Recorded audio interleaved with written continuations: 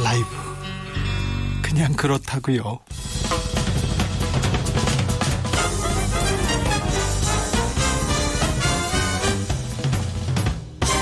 훅 인터뷰.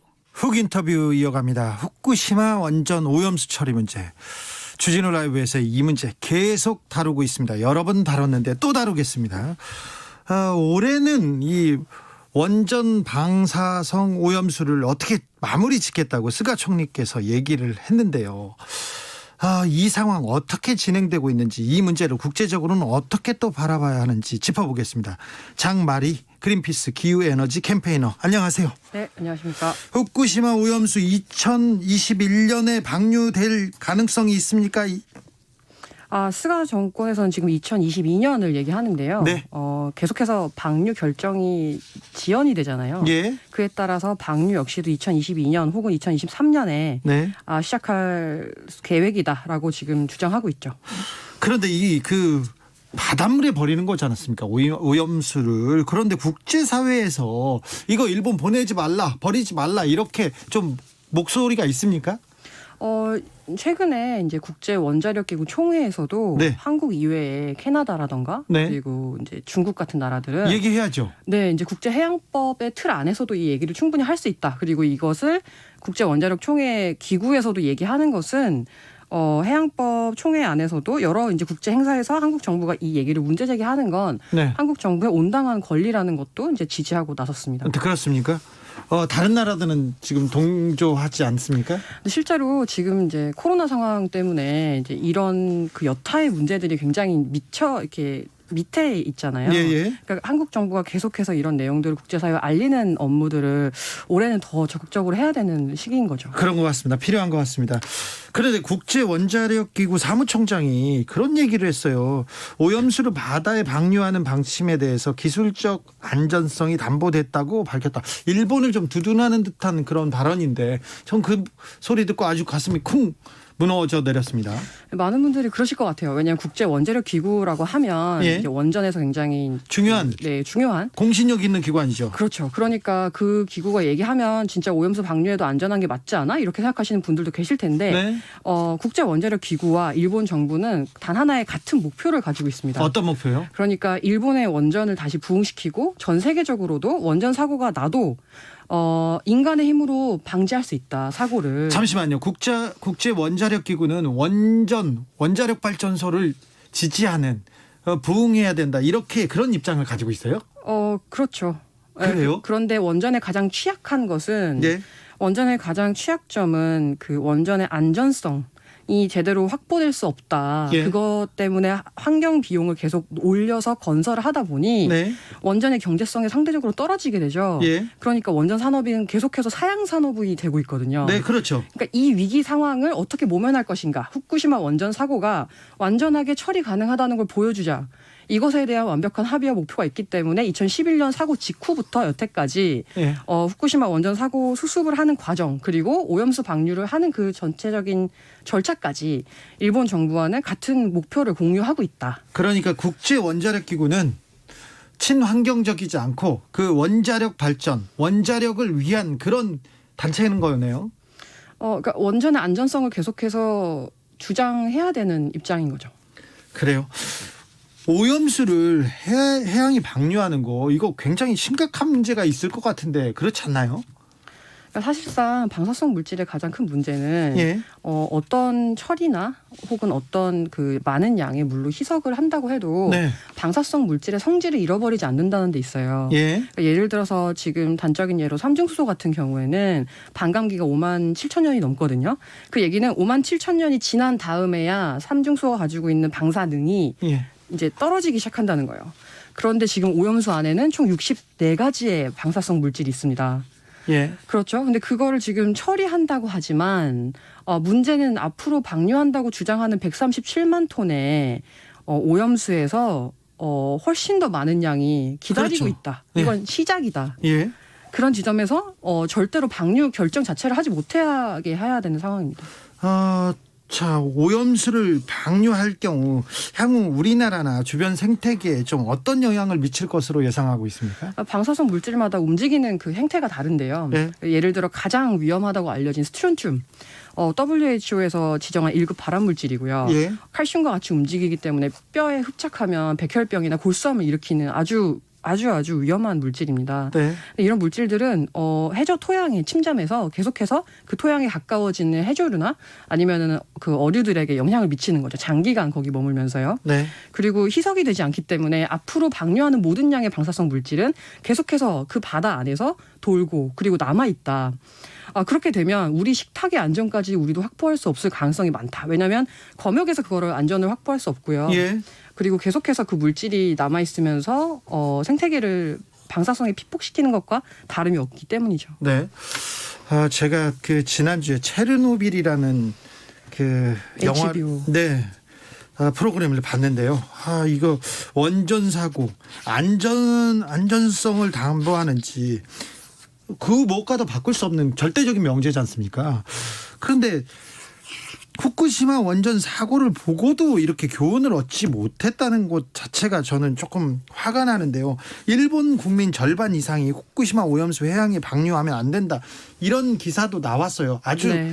작은 목소리지만 일본에서 이런 목소리가 없는 것도 아닙니다. 네. 그런데 일본에서 이렇게 강행하려는 이유는 뭡니까? 그러니까 일본 정부는요. 이제 내각이 아베든 아니면 스가이든지 간에 가장 중요한 건 국가적 명운에 따라서 후쿠시마 원전 사고 수습을 어떻게 하는지를 보여주는 겁니다. 네, 외부에.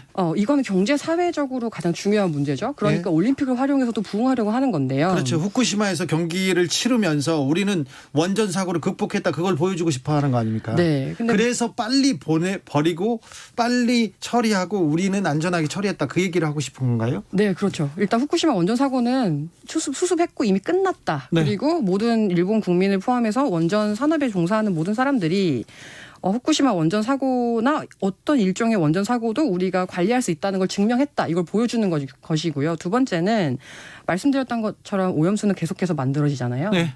어제 보셨던 그 체르노빌 네. 원전 안에는 약 570만 톤 정도의 570톤 정도의 해결료가 녹아 있어요. 예. 후쿠시마 원전에는 그거보다 딱 2배 넘는 양이 후쿠시마가 오히려 더 커요? 네, 한 1,000톤 이상의 해결료가 녹아 있는데 문제는 이 해결료가 후쿠시마 오염수가 만들어지는 원인이라는 거예요. 그러면 그렇죠. 네. 연료를 없애지 않는 동안 오염수는 계속 만들어지겠죠? 그리고 5만 년간 썩지도 않고요. 네, 그러니까 이 어마어마한 일들을 앞으로 수십 년, 수백 년, 수천 년 동안 처리할 수도 있다라는 것이 일본 정부에게는 가장 큰 공포이죠. 네.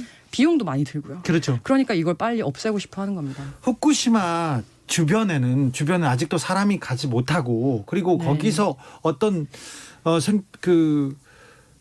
활동이 일어나고 있지도 않죠, 주변은. 네, 저도 그 후쿠시마 작년 방문했을 때 3km 가까이까지 가봤는데요. 네. 일단은 주변에 지금 다 후쿠시마 원전 부지를 없애고 복구를 했다라는 증명으로 가장 좋은 게 일종의 여가 시설을 만드는 거잖아요. 그렇죠. 그러니까 앞으로 30년 안에 후쿠시마 원전 부지를 그렇게 만들려고 하는 게 일본의 목표예요. 후쿠시마 부지에다가 다른 여가시설, 그러니까 놀이공원 같은 걸 만들어서 우리는 후쿠시마 원전 사고를 극복했다, 그 얘기를 하고 싶어 한다고요? 그렇죠. 근데 그 자리에 만약에 오염수 저장 탱크가 계속 쌓인다고 하면 네. 그 계획을 이루지 못하겠죠. 네. 그러니까 실제로 말씀하신 것처럼 그 부지 옆에는 어떤 상업 활동이나 주거가 일어날 수가 없는 곳이에요. 그러니까 저장 부지를 만들 수가 충분히 있는 거죠. 예. 그런데 저장할 수 없다고 얘기를 하는 거죠. 정치적 의지가 없기 때문에.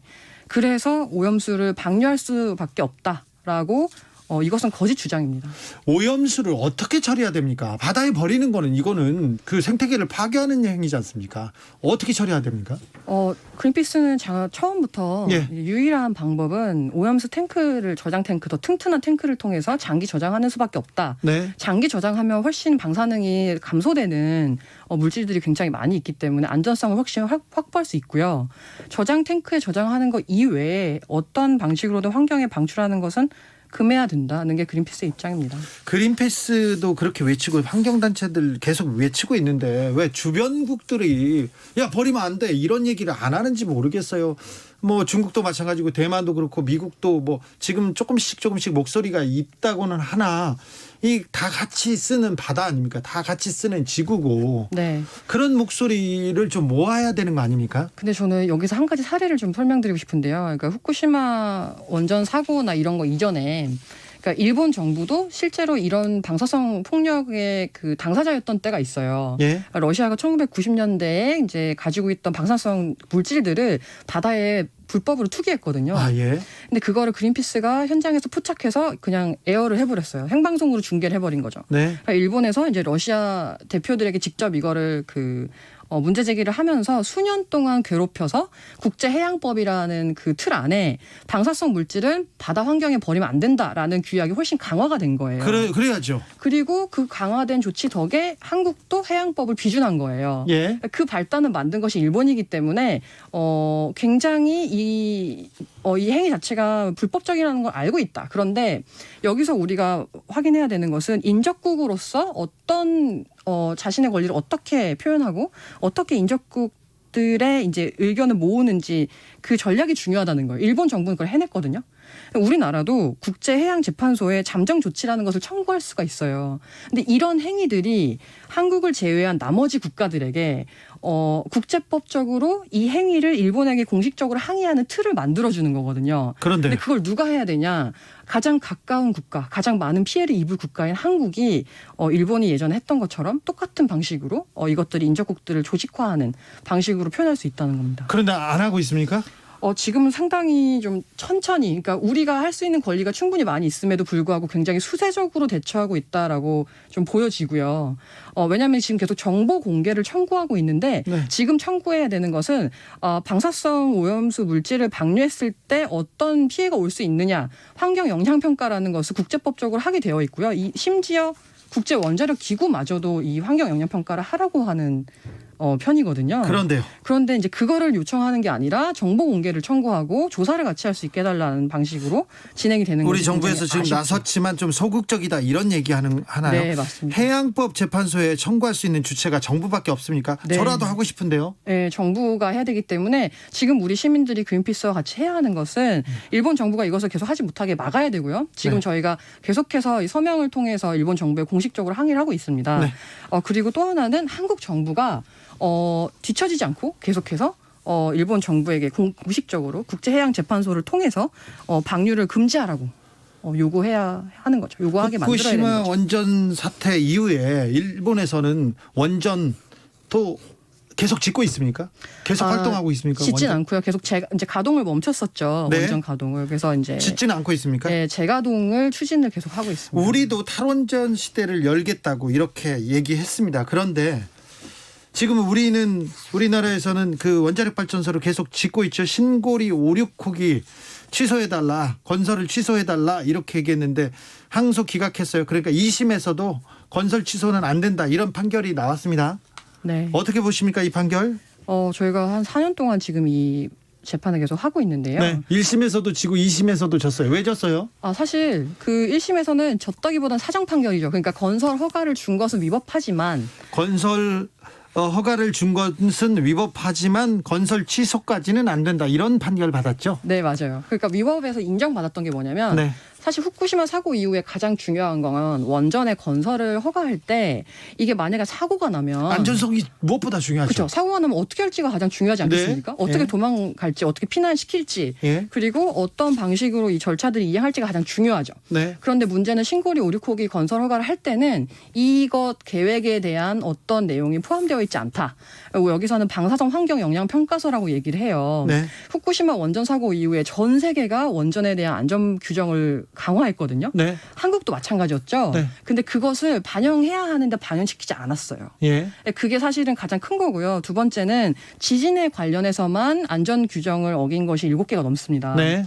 이런 상황을 얘기했지만 2심에서도 계속 얘기하는 거는 이미 5조 원 가량의 예산이 건설에 투입됐다. 들어갔으니까 네, 그렇죠. 뭐 이미 그 재정이 투입됐으니까 멈출 수 없다 이런 주장을 하는 거 아닙니까? 그게 2심의 포인트였습니다. 자, 그런데 후쿠시마 원전 사고 이후에 체르노빌 사고 이후에 자, 원전 위험하다. 안전성이 제일 중요하다. 이렇게 얘기하는데 최근에 원자력 발전소를 그 담는 것은 탈원전 시대는 뭐 굉장히 조금 뭐라고 해야 되나 중요한 기술을 잃어버리는 거다. 우리 경제를 망가뜨리는 행위다. 이런 보도 계속 나오고 이런 여론이 계속 더 커지고 있어요. 그렇죠?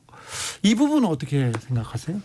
그러니까 지금 이제 그 탄소 제로 정책도 나오고 그리고 석탄 발전소를 계속 줄여야 하는 어떤 중요성에 대해서 굉장히 단시간에 국가적인 합의가 이루어지잖아요. 네. 그러니까 이건 시대가 막 변하는 거거든요. 그러니까 단순히 원자력 산업이 나쁜 것이다라고 이야기하고자 하는 것이 아니라 예. 원자력 산업을 통해서 우리가 최대한의 이익을 얻을 수 있는 시대는 이미 끝났다. 그것을 모두 인정했기 때문에 국제사회들이 다 바뀌고 있는 거예요. 네. 그리고 어떤 나라들은 한국보다 훨씬 더 많이 탄소 제로나 탈원전 정책을 빨리 받아들이고 네. 지금 코로나 속에서도 굉장히 빠르게 경제 전환을 하고 있죠. 네. 그러니까 지금보다 더 늦으면 우리나라의 가장 피해가 될 수 있다. 경제성이 없는 원전을 계속 끌어안고 있어야 하고 무엇보다 안전성을 확보하지 못했기 때문에 후쿠시마는 현재까지 원전 사고 수습을 하는데 8천조 가까운 돈이 들어갔다고 나오거든요. 안전성이 항상 걱정이었는데 또 원자력 발전소 근데 경제성도 없습니까? 네, 경제성도 없다고 봐야죠. 그러니까 원전을 더 짓지 않는 겁니다. 그러니까 원전을 지으려고 했다가 취소가 되는 거고요. 어떤 나라가 이게 탈원전 시대로 가고 있습니까? 예를 들면 독일 같은 경우는요. 네. 이제 메르켈이 물리학자였기 때문에 이제 친원전은 아니지만 원전 정책을 어떻게 구현하느냐가 중요하다고 생각했던 사람이죠. 네. 그래서 원전에 대해서 이제 정책 그 강화를 발표를 한 지 6개월 만에 후쿠시마 원전 사고를 기점으로 해서 180도 바꿨습니다. 네. 우리는 탈원전으로 간다고. 그러니까 이거는 한국도 할 수 있고 지금 당장 해야 되는 일인 거죠. 네. 그린피스에선 상고하겠다고 했는데 신고리 5, 6호기는 지금 건설되고 있죠? 네. 계획대로 건설될까요? 건설은 어쨌든 저희도 계속 대법원에 상고를 하겠지만 네. 건설 허가 유지는 되고 있기 때문에요. 그때까지 계속 건설은 될 예정입니다. 원자력 발전소가 경제성도 없다. 네. 마지막으로 국민들에게 원전에 대해서 국민들이 오해하고 있다. 그리고 원전에 대해서 우리가 꾸준히 관심을 갖고 지켜봐야 될 부분은 무엇이다. 이렇게 짚어주십시오. 후쿠시마 원전 사고를 통해서 우리가 확인할 수 있는 건 원전이 사고가 난 경우에는 이것을 인간의 힘으로 수습할 수 없다는 게 네. 이미 여러 차례 확인이 되고요. 그리고 최근에도 마찬가지지만 사용핵 폐기물로 인한 피해도 굉장히 높기 때문에 우리가 이런 인류적인 위기를 감당하면서 에너지 발전을 할 필요가 없다. 예. 그렇기 때문에 더 안전한 에너지, 100% 재생 가능 에너지로 이미 그 길을 가고 있고요. 그렇기 때문에 탈원전도 그 안의 일부라고 이제 받아들이시면 될 것 같습니다. 지금까지 장마리 그린피스 캠페이너였습니다. 감사합니다. 네, 감사합니다. 정치 피로, 사건 사고로 인한 피로, 고달픈 일상에서 오는 피로. 오늘 시사하셨습니까? 경험해보세요. 들은 날과 안 들은 날의 차이. 여러분의 피로를 날려줄 저녁 한 끼 시사 추진우 라이브.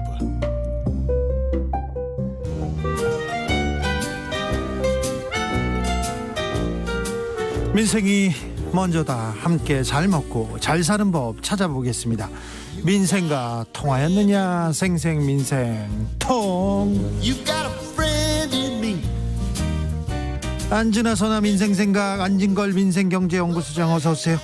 네, 안녕하십니까. 아이고 안진걸 소장 못 봐가지고 아주 그리웠습니다. 많이 보고 싶었습니다. 네, 생생민생통 민생통 챙겨야 될 민생이 너무 많습니다. 예, 바로 지금도 달려가 아주 볼까요? 많습니다. 네. 자, 오늘 제가 이제 몇 가지 지금 번호를 알려드릴 건데요. 네. 오늘 특히 이제 소상공인 특구 프리랜서 지원금이 오늘부터 지급됐잖아요. 네. 자, 제가 실제로 받은 사례를 확인하고 왔습니다. 저희한테도 예. 문자가 왔는데 예. 벌써 많이 받았어요. 그렇죠. 오전에 문자 오고 오후에 입금됐습니다. 네. 팩트 맞습니다. 네. 그러니까 아직도 이제 입금 안 되신 분들은 1522-3500입니다. 문자가 여기서 옵니다. 네. 이게 2차 재난지원금 이름이 세희망자금이었고요. 3차 재난지원금 이름은 버팀목 자금인데 네. 그 통합 전용 콜센터입니다. 네. 자, 기억해 두세요, 여러분. 1522-3500. 네. 여기서 문자가 와야 되는데 안 왔다. 네. 그럼 내일 전화를 해보시라는 겁니다. 근데 실제 확인해 보니까 여기서 문자가 와가지고 신청해라고 안내가 됐습니다. 들어갔더니 개인 인증하고 사업자 번호만 입력하니까 바로 와요. 됐고 몇 시간 후에 영업 제한 업종 200만 원, 영업 금지 업종 300만 원. 예. 그다음에 매출이 감소한 업종은 100만 원 이렇게 예. 온 겁니다. 자, 그러니까 1522-3500 꼭 기억해 두시고요. 그다음에 두 번째 제가 꼭 안내드릴 번호가 이제 민생 정보니까 예. 그 우리가 지난주에도 계속 그거 말씀해드렸거든요. 어르신들 통신비 감면되는 거. 예. 그거 어떻게 신청하냐는 문의가 많았습니다. 네. 전용 콜센터. 그러니까 복지로 통신비를 할인받을 수 있는 분들은 저소득층, 그다음에 국가유공자, 한부모 가족, 장애인, 그다음에 65세 이상 기초임금 받는 어르신들 이렇게 대여섯 계층 있는데요. 1523 번호입니다. 네. 너무 간단하죠. 1523. 1523. 네. 그러니까 이 오늘 자 우리가 너무 힘들어서 지금 영업 금지나 영업 제한이나 매출이 감소했다면 반드시 1522-3500 번호.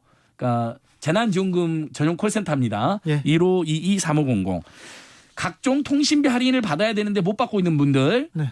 1523 네. 이 두 번호는 꼭 알려드립니다. 자, 저기 문자가 지금 계속 오고 있습니다. 예. 2104님께서 버팀목 자금 받았습니다. 일단 받아서 좋지만 야, 진짜 많이 공평을 받으셨어요. 생각해서 예. 생각하게 되네요. 왜 우리만 피해를 보는 거죠? 임대료 얘긴 왜 쏙 들어갔죠? 에너지 드링크 부탁드립니다. 알겠습니다. 5305님께서는 저는 관광버스 기사입니다. 많은 분들이 지원금 받았다고 하는데 위로가 되겠다 이렇게 싶다가도 한편으로는 너무 서운하고 소외된 기분입니다. 예. 관광버스는 거의 전멸 상태인데 지원금은 먼 나라 얘기예요. 이렇게 선별 지원금을 주니까 또 이렇게 그렇습니다. 서운하다는 분들이 이 있습니다. 선별 지원금은 더 큰 피해를 본 분들이 더 많이 지원해 준다는 명분은 굉장히 좋습니다. 네. 하지만 어떤 식으로든 사각지대가 발생하는데요. 예를 들면 매출이 감소하면 100만 원 준다 그랬잖아요. 네. 근데 연 매출이 4억 미만이라는 기준이 작용됩니다. 네.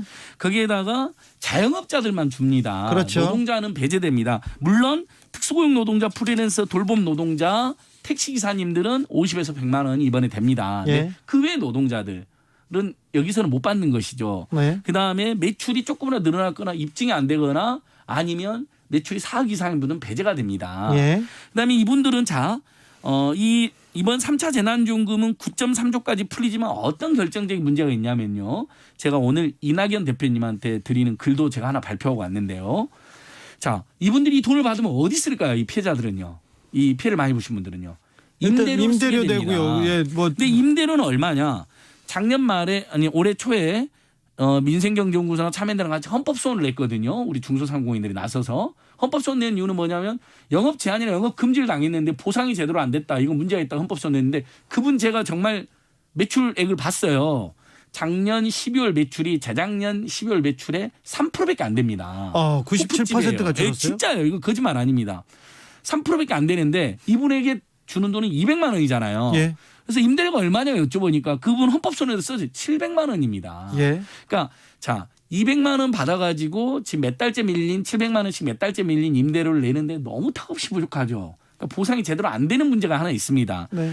두 번째로는 이분들이 200만 원만 받아가지고 그래도 살기는 어렵지만 누가 손님들이 막 늘어나면 매출이 늘어나니까 버틸 수가 있잖아요. 네. 근데 지금 우리 국민들이 돈이 없기 때문에 매출이 늘어나지가 않습니다. 지금 예. 우리 국민들이 돈을 못 쓰는 이유는 두 가지입니다. 일단은 방역 단계 때문이고 하나는 돈이 없기 때문이거든요. 그래서 자, 저는 계속해서 이렇게 제안드립니다.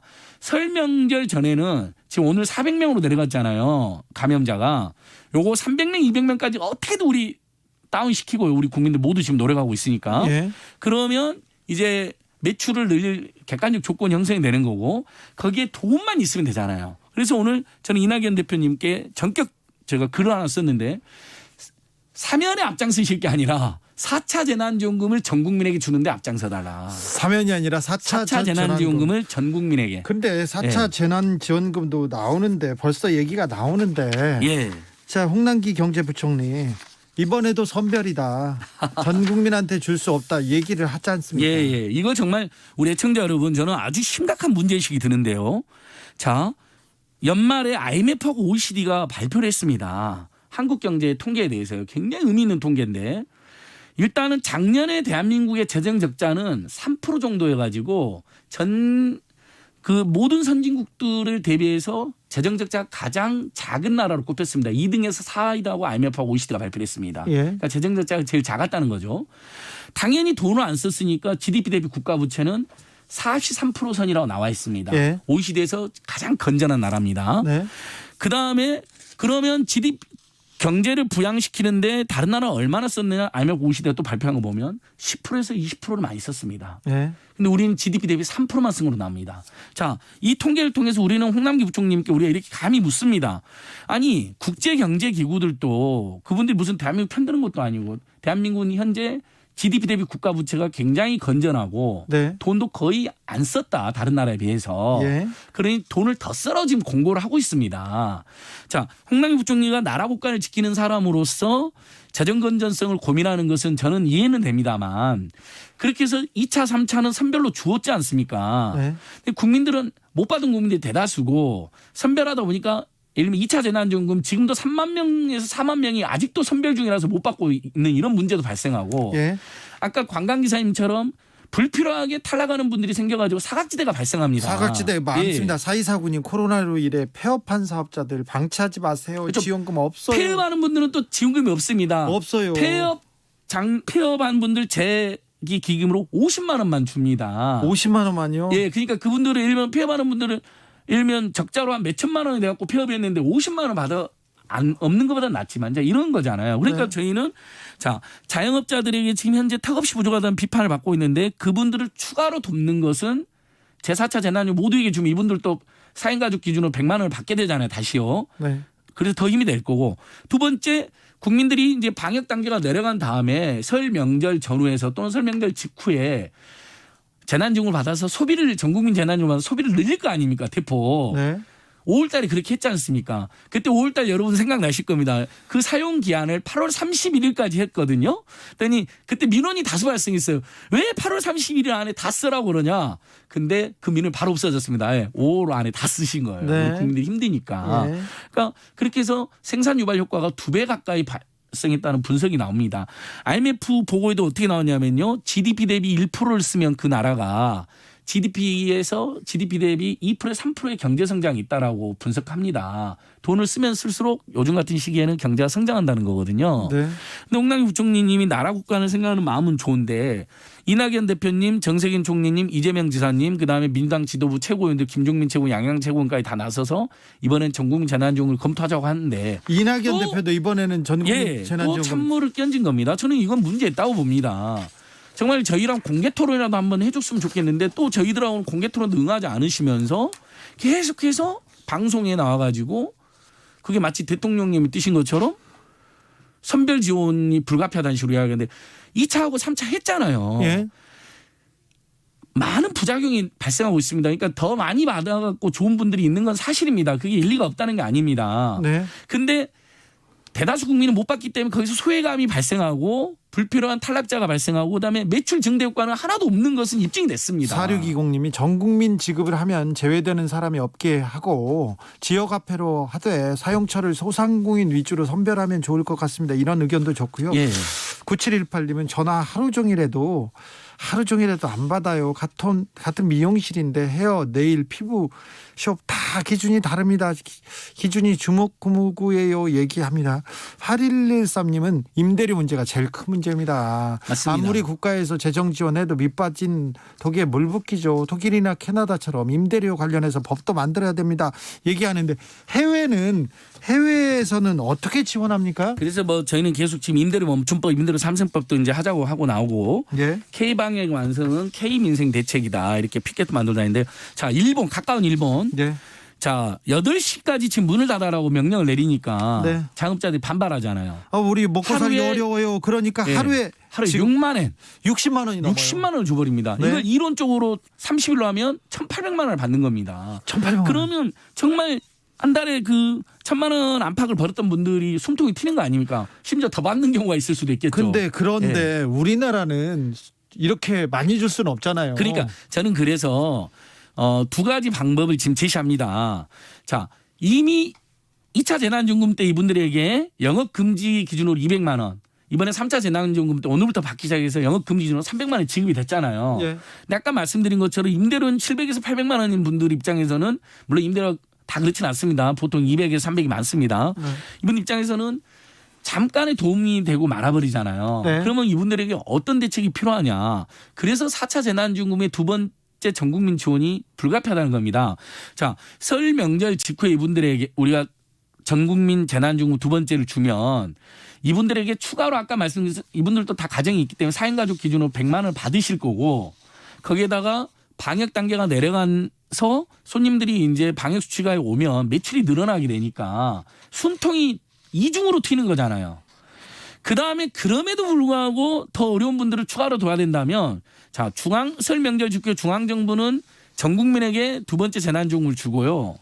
그다음에 지자체가 자기 동네에서 더 어려운 자영업자나 저소득층에게 추가로 선별해서 지원금을 주는 걸 병행하게 되면 보편성, 신속성, 형평성이 모두 갖춰지게 됩니다. 네. 오늘 이 부분을 저희는 아주 강력하게 간절하게 지금 호소하고 있습니다. 그런데 국가 재정을 그냥 막 다 쓸 수 없다. 이렇게 막 쓸 수 없다. 그래서 전 국민한테는 안 된다. 이렇게 선별하겠다. 홍남기 부총리와 정부에서는 그러면 이렇게 정세균 얘기해요. 총리가 거기에 대해서 어떻게 답을 했냐면요. 네. 국민은 죽어가는데 국가만 돈 안 쓰겠다는 태도는 옳지 않다라고 답을 했습니다. 네. 홍남기 부총리는 지금 그것을 거스리는 말씀을 하신 거예요. 총리가 이미 그 이야기를 했는데. 그러니까 벌써 총리와 국무총리와 부총리가 지금 입장이 다른 건데 누구 말이 맞습니까? 지금 GDP 대비 우리가 국가 부채가 예를 들면 100%까지 되는 나라가 아닙니다. 독일 건전하다는 그 독일도 70%가 넘었는데 우리는 네. 정확히 IMF OECD 연말에 발표한 자료에 43%로 나와 있습니다. 예. 그래서 작년 5월처럼 14.3조를 다시 한번 쓴다. 전 국민에게 재난지원금을 주기 위해서 그러면 저희 GDP가 지금 1900조에서 2000조로 가고 있거든요. 그러면 제가 계산해 보니까 GDP 대비 0.7% 정도만 늘어납니다. 네. 근데 아까 IMF와 OECD에서 뭐라 그랬습니까? GDP 대비 1%만 쓰면 오히려 GDP 대비 2%에 3%의 경제 발전 효과가 있다라고 그러니까요. 발표했습니다. 돈을 주면 또 그게 돈이 다시 돌아서 생산 유발, 내수 네. 진작 그렇게 해서 고용도 늘어납니다. 네. 그 효과로 작년 내내 그다음에 1월 내내 IMF 그 코로나에 지친 우리 국민들이 네. 위로도 되고 응원도 되고 심지어 경제도 살아난다. 국민도 살고 경제도 살고 코로나도 그걸 완전히 알겠어요. 극복할 계기가 된다는 거죠. 알겠어요. 네, 안진걸 소장님 시간 다 됐어요. 밖에 나가가지고 복도에서 혼자서 좀 얘기를 하시면 많은 아니, 사람들이 들을 겁니다. 아니, 홍남기 부총리님이랑 정말 공개 토론이라도 정말 저희들이 꼭 한번 했으면 좋겠습니다. 홍남기 부총리님 민생을 위해서 안진걸 소장 좀 만나주십시오. 8052님께서 주진우 라이브 화이팅입니다. 안진걸 소장님 화이팅입니다. 65세 이상 통신비 지원 전화번호 좀 다시 좀 1523입니다. 1523. 네. 예, 장애인, 취약계층, 국가유공자, 65세 이상 어르신들 알겠습니다. 1523 전화하면 12,100원. 최소 12,100원이 감면됩니다. 알겠습니다. 생생민생 통 안진걸 소장 함께했습니다. 오랜만에 만났는데 시간이 또 부족했어요. 예. 감사합니다. 고맙습니다. 교통정보센터 다녀올게요. 김한나 씨. 네, 오늘 서울 시내의 돌발 상황들이 잇따라 발생하고 있습니다. 지금 내부순환도로 성산 방면으로 성산 램프에서 정릉터널까지 밀리고 있는 가운데 연희램프 부근에서 추돌 사고가 발생했습니다. 2개 차로가 막혀 있어서 차선 변경에 유의하셔야겠고요. 강변북로 구리 방면으로는 난지나들목부터 성산대교 쪽으로 추돌 사고가 발생해서 부근으로 혼잡합니다. 고속도로는 수도권 제1순환고속도로 일산에서 판교 방면 김포나들목 4차로에서 승용차 관련 사고를 처리하고 있습니다. 이후로는 김포 요금소부터 송내까지 12km 정체고요. 또 판교에서 구리 방면은 상일나들목 4차로에서 사고를 처리하고 있어서 주의하셔야겠습니다. 현재까지 북극 한파가 2주 동안 이어졌습니다. 도대체 언제 추위가 풀릴지도 궁금하실 텐데요. 내일 아침 서울의 기온 영하 7도로 시작해서 한낮에는 영상 2도 안팎까지 오르겠습니다. 금요일까지 이렇게 쭉 기온이 올라서 영상권에 머물다가 주말에 다시 추워질 예정이니까요. 건강관리에도 신경 써주시기 바랍니다. KBS 교통정보센터였습니다. 테이크아웃 시사 나왔습니다. 오늘도 하나 챙겨가세요. 주진우 라이브.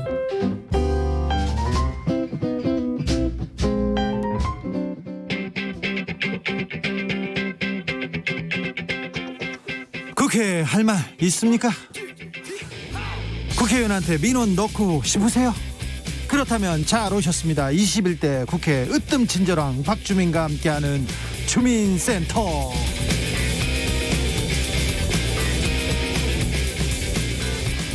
여러분의 민원에 귀를 기울이겠습니다. 주민센터의 주최의원 더불어민주당 박주민 의원 어서 오세요. 예, 안녕하십니까. 오랜만에 뵈어요. 네. 건강하시죠? 제가 아마 주 기자님보다는 건강할 겁니다. 아 그렇다고요? 이건 또 무슨 소리야? 내가 박주민보다는 몰라. 건강할 텐데. 뭐 여기저기 아프고 쑤시고 그렇지만 네. 괜찮습니다. 알겠습니다. 또 올해도 또 열심히 달려주십시오. 지금까지도 열심히 달렸지만 네. 지금은 저기 바깥에서 자거나 단식하거나 그러진 않죠? 뭐 지난해 말에 이제 네. 사참위법 개정할 때 이제 한 일주일 노숙했었고 네. 그다음에 올해 초에는 이제 중대재해기업처벌법 하느라고 노숙은 안 하고 네. 나는 국회의원 되면 일주일 박주민 이상 이제 그렇습니다. 노숙은 그만하겠구나 이렇게 생각했는데 국회의원 돼서도 노숙하고 있어요. 네, 쉽지 않네요. 못 나서 그렇죠 뭐. 쉽지 않습니다. 자, 임시국회가 마무리됐습니다. 네. 이번 국회 일 많이 했습니다. 또 많은 일은 못했지만요. 우리 애청자분들은 이번 국회 어떻게 보셨는지 사연 받아보겠습니다. 민주당의 쓴소리 단소리 다 보내주시고요.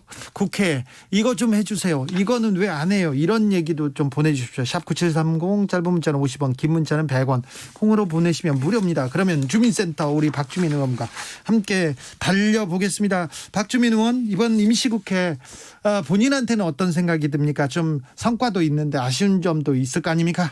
이번 임시국회 때 이제 통과된 법안 중에 대표적인 게 이제 중대재해 처벌 등에 관한 네. 법률이 있고요. 또 하나는 우여곡절 끝에 통과했습니다. 네, 정인이 관련된 네. 법이 좀 몇 건 통과가 됐습니다. 예. 그래서 뭐 중대재해기업 처벌법 관련돼서는 이제 실망하시는 분들도 있고 저도 또 제가 생각했던 거하고는 좀 법안이 많이 달라져서 아쉬운 점도 있는데 그래도 누군가는 누더기법이라고 비판하기도 하지만 그래도 의미가 있지요. 예, 뭐 저도 사실 불만족스러운 부분은 많아요. 네. 그래서 이제 소위 논의나 이럴 때 제가 참 많이 뭐 싸웠다기보다는 토론, 네. 뭐 논쟁 이것들 벌이면서 좀 제 법안을 좀 많이 유지하려고 했는데 잘 안 됐는데 그렇다 네. 하더라도 그 중대재해가 발생했을 때 원청에게 책임을 지우는 거라든지요. 네. 또는 경영 책임자에게 책임을 지우는 거라든지 예. 이런 부분에 대해서는 그 입법 틀이 만들어졌기 때문에 네. 기존보다는 산업재해를 줄이는 데 좀 도움이 되지 않을까 이런 생각 가지고 있습니다. 네. 그리고 정인이법도 국회 본회의 통과했고요. 예, 정인이법은 이제 그 형량을 관련된 범죄 형량을 높이는 것보다는 아동학대가 좀 근절 안 되는 시스템의 문제들 이런 것들을 주로 좀 손보는 방식으로 몇 가지 법안이 통과됐습니다. 네. 저기 정의당에서 계속 네. 민주당을 강하게 비판합니다. 네. 이 부분은 어떻게 생각하세요? 어떤 장혜영 의원이 그랬나요? 네. 민주당을 진보로 평가하지 않는다 이렇게 얘기하면서 뭐 중대재해기업법 관련돼서 이제 원안 내용에서 좀 많이 달라진 부분이 있다 보니까 그렇게 평가를 하시는 것 같아요. 제가 정확히 어떤 맥락에서 이런 말씀하신지 모르겠습니다. 네. 근데 뭐 진보라고 하는 것이 사회의 어떤 발전, 개혁 그리고 보다 많은 사람들의 권리 보호 이런 쪽으로 가는 것을 지향하는 것을 의미하지 않습니까? 네. 속도라든지 또는 폭이라든지 이런 것들이 정의당이 보시기엔 조금 불만족스러운 부분은 있어도 네. 저희 더불어민주당은 계속해서 그런 방향을 지향하고 있다라는 예. 말씀을 좀 드리겠습니다. 중대재해처벌법 기업이 좀 빠졌습니다. 이 부분에 대해서 좀 아쉬운 분들이 많습니다. 권소영님께서 중대재해기업처벌법 너무 약해요 얘기했고요. WLDN111님은 중대재해처벌법 내놓은 것 보니까 약하고 구멍 많더라고요 얘기합니다. 노동자가 자꾸 죽어갑니다 얘기도 하는데 안타까운 게 있더라도 아쉬운 게 있더라도 또 법이 만들어졌으니까 또 몇 발자국은 앞으로 나가겠죠. 네, 그리고 그 법의 반기별로 그 산업재해 발생 현황 등에 대해서 보고를 받도록 돼 있습니다. 국회가. 예. 그래서 보고를 받고 산업재해가 좀 상황이 개선되지 않으면 추가 입법 등을 하겠다라고 네. 저희들도 밝힌 바가 있고 각 부처의 차관들이나 장관들도 그런 입장을 밝혔기 때문에 구멍이 있거나 부족한 조금 부분이 있으면 또 예, 보완해야죠. 또 보완해야죠. 예. 자, 오늘 문재인 대통령 신년사가 있었는데 신년사 네. 어떻게 보셨어요? 예, 뭐 신년사 저는 회의하느라고 실시간으로는 못 봤고요. 네. 나중에 이제 그 신년사 전문 출력해서 쭉 한번 읽어봤습니다. 예. 그랬더니요. 뭐 여러 가지 중요한 말씀들을 많이 하셨더라고요. 최근에 많은 국민들이 불안해하시는 백신 문제에 대해서도 예. 다음 달부터 무료 접종을 실시하겠다라는 입장을 밝히셨고요. 네. 주거 문제, 주택 문제 관련돼서도 국민들께 송구하다는 말씀을 하시면서 공급을 확실히 늘려가겠다라는 예. 말씀을 하셨고 그 외에 이제 바뀌는 제도들 이런 것들에 대해서도 여러 말씀을 잘 해주신 것 같습니다. 지금 박주민 의원이 대표 최고위원은 아닙니다. 지난 20대까지는 평의원입니다. 네. 지금은 그 의원인데 그래도 당내 분위기도 좀 여쭤보겠습니다. 네. 민주당 지지율 계속해서 하락 추세인데요. 네. 왜 이렇게 하락한다고 보세요?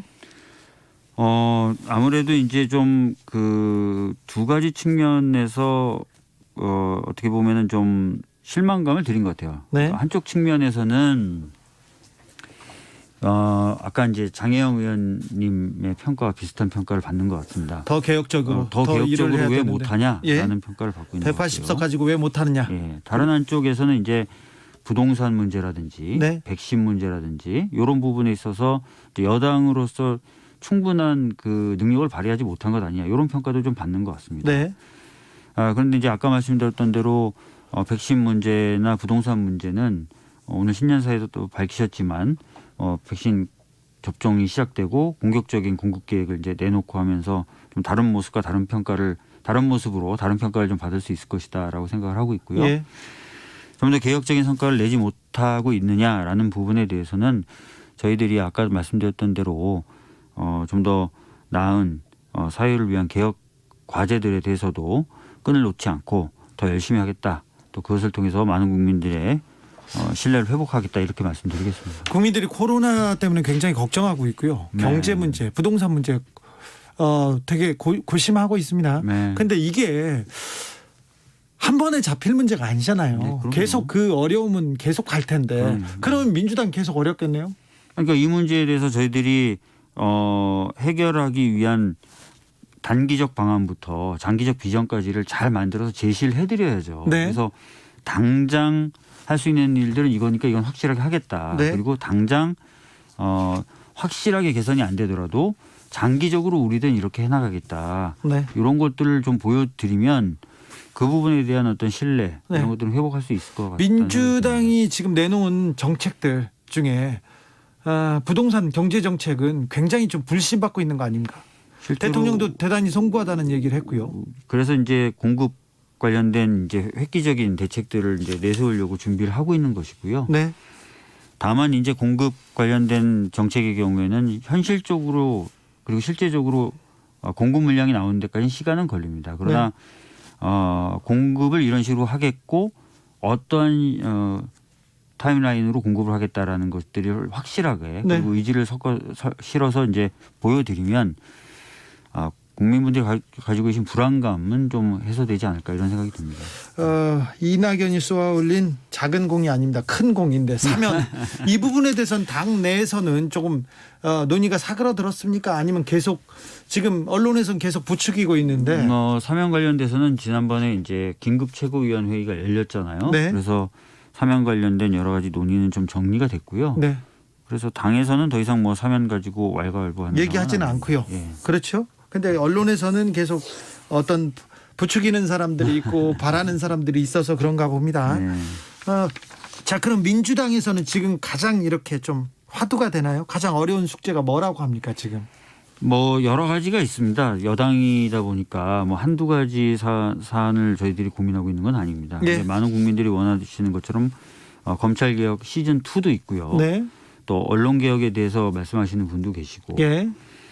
그다음에 이제 좀 더 사회경제적인 정책 등을 통해서 민생을 챙기는 부분 이런 부분들도 얘기가 되고 있거든요. 네.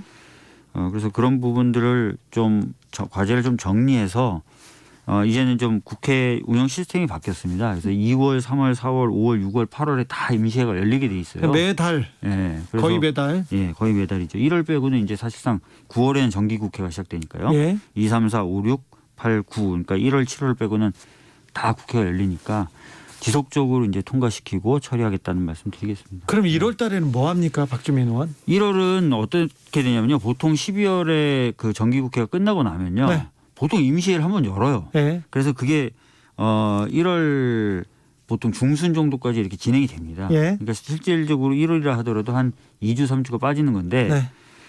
이번에는 좀 저희 법사위 같은 경우는 쉬지도 못할 것 같아요. 왜냐하면은 공수처장 인사청문회, 네. 그다음에 법무부 장관 인사청문회라고 하는 인사청문회 2건이 지금 열리게 돼 있어서 네. 1월 내내 이제 인사청문회 진행하고 또 2월 임시국회 열리고 이렇게. 인사청문회가 있군요.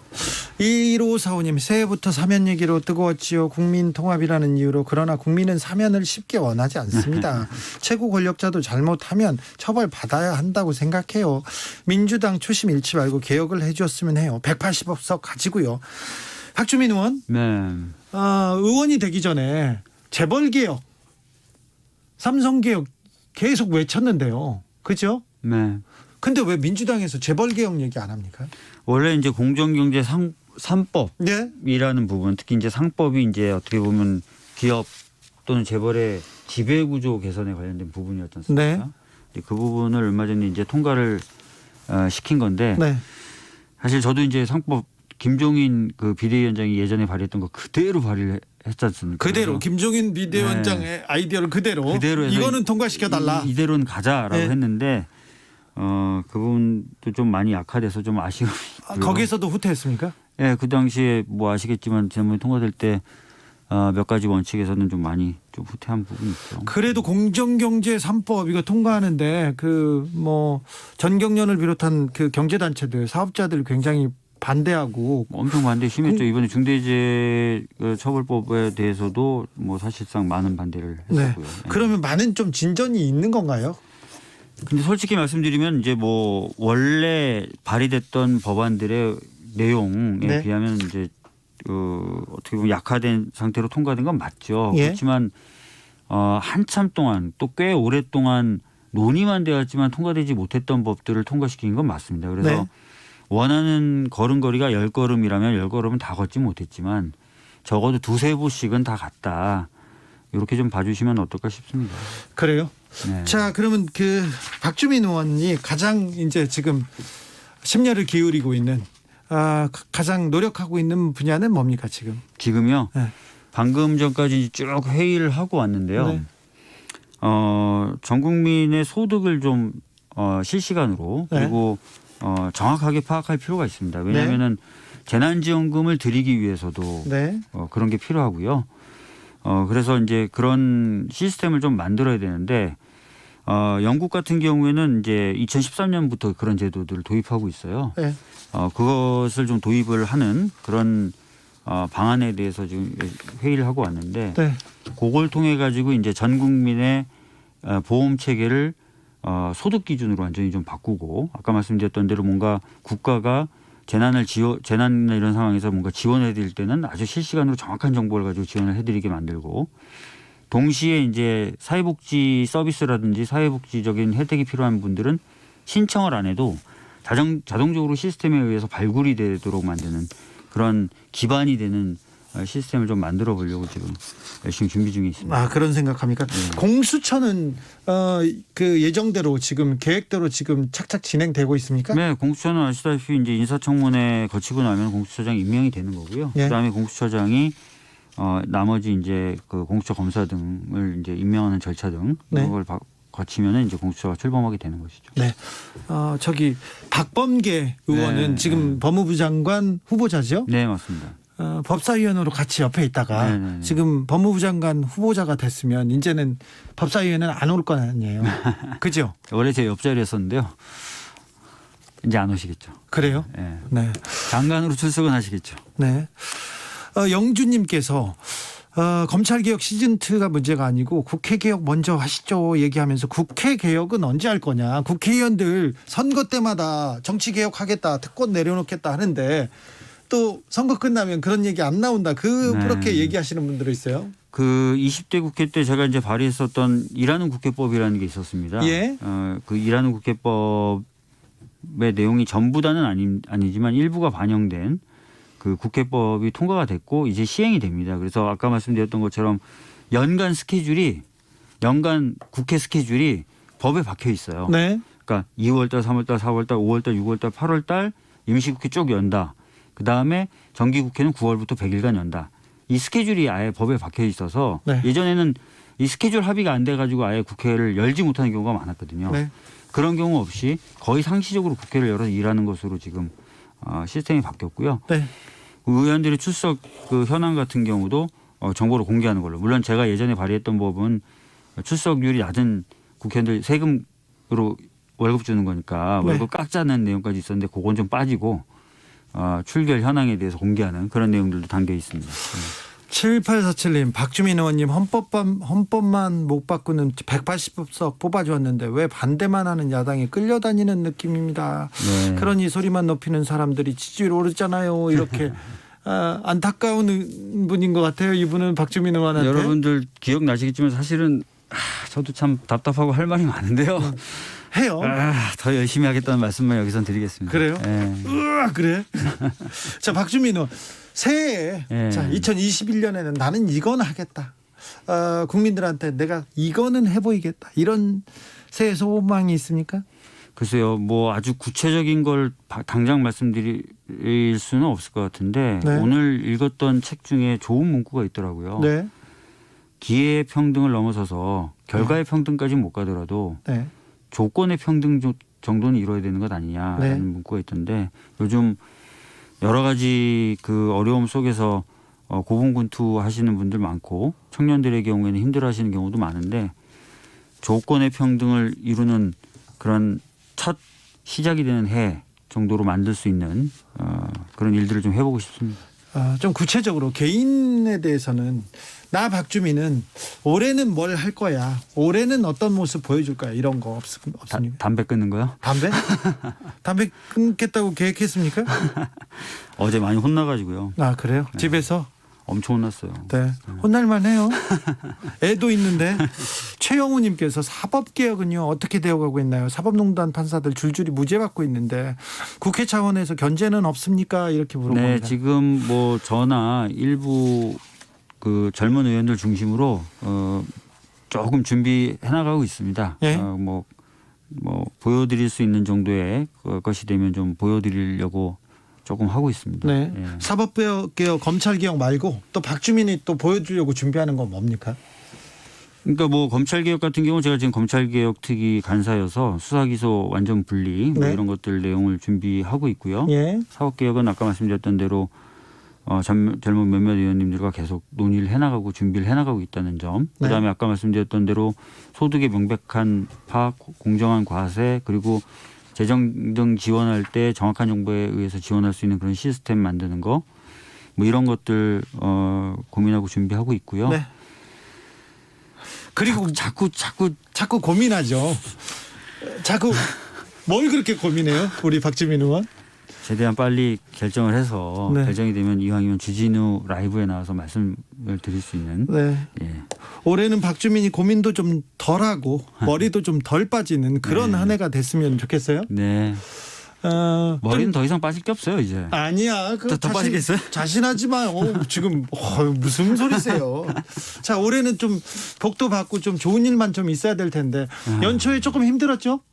네, 뭐 아시다시피 중대재해기업처벌법 하느라고 많은 분들이 결과에 만족을 못 하시겠지만 뛰어다니다 보니까 네. 좀 많이 지쳤습니다. 조금 회복을 해야 될 것 같습니다. 네. 예. 계속 너무 달리는 거 아니야, 박주민은? 이상하게 좀 큰 법들을 많이 제가 하게 되더라고요. 할 때마다 박주민이 가운데 있습니다. 예, 네. 그래서 어떤 그 국민의힘 의원님께서는 아니 왜 논쟁이 되는 법은 박주민 의원이 항상 대표 발의하지? 네. 뭐 민주당에서 뭐 그런 역할을 맡았어? 이렇게 진짜 물어보시는 법사위원님이 계세요. 박주민이 열심히 하니까 그렇지. 능력이 있어서 그렇죠. 모르겠습니다. 그래요? 주민센터에서도 더 박주민이 더 열심히 뛰는, 박주민은 열심히 뛰니까 더 열심히 뛰는 거는 좀 바라진 않는데 그래도 계속해서 여러분들한테 많은 민원 그리고 많은 얘기 해드리려고 노력하겠다는 것도 말씀드립니다. 박주민 의원은 주민센터장입니다. 그런데 어떻게 될지는 아직 몰라요. 그래서 아무튼 우리가 국회의원으로 뽑아주고 우리 정치인이기 때문에 더 많이 부려먹으려고 노력하겠습니다. 그러니까 민원사항이 있으면 계속 보내주시고요. 계속 보내주시고 박주민한테 어떤 일 해라 그러면 계속 알려주십시오. 그러면 계속해서 우리가 박주민을 부르겠습니다. 네, 알겠습니다. 네, 새해 복 많이 받으시고 새해 복 많이 받으세요. 고생 많은데 더 열심히 뛰어주십시오. 알겠습니다. 열심히 하겠습니다. 너무 열심히 뛰라고 해서 미안해요. 국회의원이잖아. 네. 그럼요. 네. 자이언티의 그리고 이문세가 함께 부른 눈 들으면서 오늘 주진우 라이브 마무리하겠습니다. 저는 내일 오후 5시 5분에 돌아옵니다. 전화가 올지 모릅니다. 모르는 번호에서. 그러면요, 이상한 전화가 올지 모릅니다. 보이스피싱에서. 그러면은 주진우 라이브 얘기하고 5시 5분 KBS 1라디오 얘기해 주세요. 그냥 그렇다고요. 저는